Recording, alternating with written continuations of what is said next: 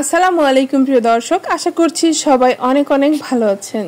আজকে আপনাদের মাঝে শেয়ার করব দুইটি ভিন্ন স্বাদের মুখরোচক রেসিপি। এই রেসিপিগুলো থাকলে এক প্লেট গরম ভাত রুচি সহকারে অনায়াসেই খেয়ে ওঠা যায়। একটি হচ্ছে ইলিশ মাছের চচ্চড়ি, ভীষণ মজাদার, ইলিশ মাছ তো সবারই কম বেশি পছন্দ।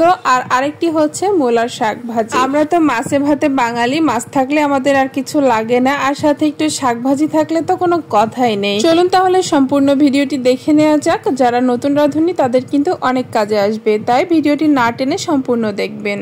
প্রথমেই মূলার শাক কেটে নিচ্ছি। এভাবে করে মূলার গোড়াটা ফেলে দিয়ে আপনারা শাকগুলোকে ধুয়ে নেবেন। যারা নতুন তাদেরকে বলছি, আর যারা তো সব সময় রান্না করেন তারা তো জানেনই।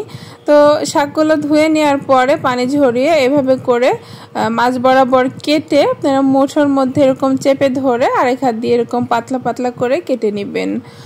অনেকটা খেসারির শাক কাটার মতো। খেসারির শাক হয়তো অনেকেই খেয়েছেন, আবার অনেকে চিনবেনও না। আর খেসারির শাক একটু বেশি চিকন করে কাটতে হয়, কিন্তু মূলার শাক অত বেশি চিকন করতে হয় না, একটু মোটা করে কাটলেই হয়ে যায়। তো দেখতেই পাচ্ছেন কথা বলতে বলতে শাক কাটা হয়ে গেছে। আমি কিন্তু একবার খেসারি শাকের রেসিপি আপনাদের মাঝে শেয়ার করেছি, প্রায় 2 থেকে 3 বছর আগের ভিডিও খুঁজলেই পাবেন। এখন চুলায় একটা প্যান বসিয়ে দিয়েছি আর কেটে নেওয়া মূলার শাকগুলো সরাসরি দিয়ে দিচ্ছি। আর এই পর্যায়ে আমি এখানে কিচ্ছু দিব না, প্রথমে ঢাকা দিয়ে 2 থেকে 3 মিনিটের মতো এটাকে সিদ্ধ করব। আর কিছুক্ষণ সিদ্ধ হতেই দেখবেন অনেক বেশি পানি বের হয়ে আসছে। মূলার শাকে অনেক বেশি পরিমাণ পানি থাকে, তাই কিছুটা পানি ফেলে দিতে হবে। আপনি চাইলে রেখেও দিতে পারেন, তবে পানি রেখে শাকটা ভাজতে গেলে শাকের কালারটা নষ্ট হয়ে যায়। আর এই মূলার শাকে কিছুটা ঝাঁঝালো একটা ভাব থাকে, তো কিছুটা পানি ফেলে দিলে এই ঝাঁঝালো ভাবটা কিছুটা চলে যায়, খেতে বেশি মজার হয়। তো আমি এই তো প্যানটা একটু বাঁকা করে নিয়ে সাইড করে একটু পানি উঠিয়ে ফেলে দিচ্ছি। সম্পূর্ণ পানি ফেলবো না, কয়েক চামচ ফেলে দিব আর কিছুটা রাখবো শাকটা সিদ্ধ হওয়ার জন্য। আর এভাবে ফেলে দিলে শাকটা খেতে ভালো লাগে। তবে যদি আপনার শাকে পানির পরিমাণ কম থাকে সেক্ষেত্রে না ফেললেও চলবে। তো পানিটা আমি অল্প কিছুটা রেখে দিলাম। তো এরপরে আমি এখানে বাকি মশলাগুলো অ্যাড করব। শাকটাকে একটু মিলিয়ে দিলাম। এরপরে দিয়ে দিচ্ছি 3-4টা কাঁচামরিচ। এখানে স্বাদ মতো কাঁচামরিচ ব্যবহার করবেন। কাঁচামরিচগুলো মাঝখান দিয়ে কেটে দিয়েছি। আর কিছু রসুন কুচি আর পেঁয়াজ কুচি দিয়ে দিচ্ছি। আর স্বাদ মতো দিয়ে দিচ্ছি লবণ। আমি এখানে প্রায় 1 চা চামচের একটু বেশি লবণ ব্যবহার করেছি। আপনি আপনার শাকের পরিমাণ অনুযায়ী লবণটা কমিয়ে কিংবা বাড়িয়ে দিবেন। এরপরে এই উপকরণগুলো একটু নেড়ে চেড়ে মিশিয়ে নিয়ে ঢাকা দিয়ে সিদ্ধ করে নিব। এই মূলার শাক কিন্তু ছোট হোক কিংবা বড় হোক সব অবস্থায় কিন্তু কুচি করে কেটে নেবেন এইভাবে, তা না হলে কিন্তু ভাজার পরে ভালো লাগবে না, আঁশ লাগবে। তো এভাবে কেটে না নিলে কিন্তু সেদ্ধও হবে না। তো দেখতে পাচ্ছেন শাকগুলো পেঁয়াজ রসুন মরিচ দিয়ে খুব ভালো মতো সিদ্ধ করে নিয়েছি, আর অতিরিক্ত পানিটাও শুকিয়ে গেছে। এই পর্যায়ে আমি একটা বাটিতে শাকগুলোকে নামিয়ে রেখে একই প্যান আবারও চুলায় বসিয়ে দিব। আর বসিয়ে দেওয়ার পরে 1 টেবিল চামচের মতো তেল দিয়ে দিচ্ছি। আর আমি এখানে সরিষার তেল ইউজ করছি, আপনি যে কোনো তেল দিয়ে ভেজে নিতে পারেন, অলিভ অয়েল কিংবা সয়াবিন। তো তেলটা গরম হতে বেশ কিছু পেঁয়াজ কুচি এবং রসুনের কুচি দিয়ে দিচ্ছি। আর দিয়ে দিচ্ছি একটি বড় সাইজের শুকনো মরিচ। শুকনো মরিচটাকে একটু ভেঙে ভেঙে দিয়ে দিলাম। আর যে কোনো শাকে এরকম তেলে দেওয়ার সময় শুকনো মরিচ ব্যবহার করবেন, দেখবেন অসম্ভব মজার হয়ে থাকে। আর এই শুকনো মরিচ একটু বেশিও দিতে পারেন, খাওয়ার সময় দাঁতের নিচে পড়লে খুবই ভালো লাগে। আর দেখতে পাচ্ছেন পেঁয়াজ রসুনগুলো হালকা লাল লাল হয়ে এসেছে। আর এভাবে করে ভেজে নেওয়ার পরে এই তো সিদ্ধ করে রাখা মূলা শাকগুলো দিয়ে দিচ্ছি। দিয়ে বেশ কিছুক্ষণ নেড়ে চেড়ে এই শাকগুলোকে অতিরিক্ত যে পানি আছে শাকের গায়ে সেগুলো শুকিয়ে নিব। ঝরঝরে হয়ে আসা পর্যন্ত নেড়ে চেড়ে ভেজে নিব।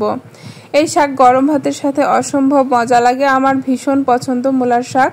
মানে এই টাইম থেকে শীত আসতে আসতে এই সময় থেকে এই শাকটা অনেক বেশি পাওয়া যায়। যদিও শহরে মূলার শাক সারা বছরই পাওয়া যায়, তবে শীতেরটা খেতে বেশি ভালো লাগে। তো এভাবে করে নেড়ে চেড়ে ভেজে আমি নামিয়ে নিব আর গরম ভাতের সাথে পরিবেশন করব। অসম্ভব মজা। মূলার শাক ভাজা কিন্তু একদম রেডি হয়ে গেছে। আপনাদের কাছে এই শাকটি কেমন লাগে বা রেসিপি কেমন লেগেছে কমেন্টে জানাবেন। আর যদি কখনো না খেয়ে থাকেন এইভাবে একবার ট্রাই করবেন, আশা করি অনেক ভালো লাগবে। তো এখন চলে যাচ্ছি ইলিশ মাছের চচ্চড়িটা তৈরি করতে। এর জন্য চুলায় প্যান বসিয়ে দিয়েছি, ভালো মতো গরম করে তারপর তেল দিয়ে দিলাম সরিষার তেলটা। খুব ভালো মতো গরম করে মাছগুলোকে ছেড়ে দিব। আগে থেকে 2টা ছোট সাইজের ইলিশ মাছ খুব ভালো মতো কেটে ধুয়ে পরিষ্কার করে লবণ, হলুদ এবং মরিচের গুঁড়া দিয়ে মাখিয়ে ম্যারিনেট করে রেখেছিলাম। তো এখন তেলটা ভালো মতো গরম হয়ে আসলে মাছগুলো ছেড়ে দিচ্ছি, দিয়ে উল্টে পাল্টে লাল লাল করে ভেজে নিব। আর দেখতে পাচ্ছেন আমি কিন্তু সিলভারের কড়াইতে মাছ ভাজছি, আর মাছটা একটু লেগে যাবে না যদি ভালো মতো সিজনিং করে নেন। কড়াইটা চুলায় বসিয়ে ধোঁয়া ওঠা গরম করে নেবেন, এরপরে তেল দিবেন। তেলটা ফুটন্ত গরম হয়ে আসলে চুলার আঁচটা মিডিয়ামে দিয়ে তারপরে মাছগুলো ছাড়বেন। দেখবেন খুব সুন্দর কালার আসছে আর সুন্দর করে ভাজা হচ্ছে, একটুও লেগে যাচ্ছে না। আর এই তো আমার ইলিশ মাছগুলো কিন্তু খুব সুন্দর করে এক পাশে ভাজা হয়ে গেছে। আমি উল্টে পাল্টে 2 পাশে খুব সুন্দর করে ভেজে নিব। আর ছোট ইলিশ মাছের যেহেতু কাটার পরিমাণটা বেশি থাকে, একটু মচমচে করে ভেজে তারপরে আমি চচ্চড়িটা করব। এতে করে কাটাগুলো নরম হয়ে যাবে, খাওয়ার সময় আর কোনো অসুবিধা হবে না। আর এভাবে করে ভাজলে এই তেল সহ মাছটা দিয়ে গরম ভাত খেতেও কিন্তু অসম্ভব মজা লাগে। তো আমি ভাজা মাছ ভাত খাওয়ার জন্য কিছুটা রেখে দিব আর কিছুটা চচ্চড়ি করব। আপনাদের ভাইয়া ভাজা মাছ খুব বেশি পছন্দ করে, ওর জন্য উঠিয়ে রাখবো। আর এই তো সবগুলো মাছ ভাজা হয়ে গেছে, উঠিয়ে নিলাম। এখন যে অবশিষ্ট তেল রয়েছে সেটাতে রান্নাটা শেষ করব। বেশ কিছু আলু কুচি দিয়ে দিচ্ছি আর বেশ কিছু মোটা করে কাটা পেঁয়াজ দিয়ে দিচ্ছি। এই রেসিপিতে পেঁয়াজটা একটু বেশি দিবেন, খেতে ভালো লাগবে। আর অবশ্যই চচ্চড়ির ক্ষেত্রে পেঁয়াজটা মোটা করে কাটবেন, চিকন করে কাটলে কিন্তু পেঁয়াজগুলো গলে যাবে, চচ্চড়ির মজাটাই পাওয়া যাবে না। 3-4টা কাঁচা মরিচ ফালি করে দিয়ে দিলাম। এখন এই উপকরণগুলো একটু ভাজা ভাজা করে নিব। আলুটা কিছুটা সিদ্ধ হবে আর পেঁয়াজগুলো লাল লাল হবে। ঠিক এই পর্যায়ে স্বাদমতো লবণ আর 1/2 চা চামচের একটু বেশি করে মরিচের গুঁড়া, হলুদের গুঁড়া, ধনিয়া গুঁড়া, জিরার গুঁড়া দিয়ে দিলাম। অল্প অল্প পানি দিয়ে মশলা সহ এই আলু পেঁয়াজটা খুব সুন্দর করে কষিয়ে নিব। আর এই আলুগুলোকে পেঁয়াজের সাথে ভেজে নিয়েছি, এতে করে কিন্তু খেতে বেশি মজা লাগবে। আপনি চাইলে মশলা কষানোর পরেও দিতে পারেন, তবে চচ্চড়ির ক্ষেত্রে পেঁয়াজের সাথে দিতে হয়, এতে করে আসল মজাটা পাওয়া যায়। দেখতে পাচ্ছেন কষানো হয়ে গেছে আর খুব সুন্দর একটা কালার এসেছে। তো কষাতে কষাতে আলুটা আপনি হাফ সিদ্ধ করে নেবেন, এতে করে তরকারিটা খেতে ভালো লাগবে। বেশ কিছু পানি দিয়ে দিলাম যাতে সব কিছু ভালো মতো রান্না হয় আর অল্প একটু মাখা মাখা ঝোল থাকে, সেই অনুযায়ী পানিটা দিলাম। প্রায় 1-1.5 মিনিটের মতো ঢাকা দিয়ে রাখলাম, এতে করে কিন্তু ভালো মতো আলুটা সিদ্ধও হয়ে এসেছে। একটু চেক করে নিব আর একটু নেড়ে চেড়ে দিচ্ছি ঢাকনাটা উঠিয়ে। দেখতে পাচ্ছেন আলুগুলো সিদ্ধ হয়ে গেছে। আর এই পর্যায়ে এই তো এরকম ঝোল থাকা অবস্থায় ভাজা মাছগুলো দিয়ে দিচ্ছি। আর এখানে কিন্তু কয়েকটা মাছ রেখেছি আর বাকিগুলো দিয়ে দিলাম।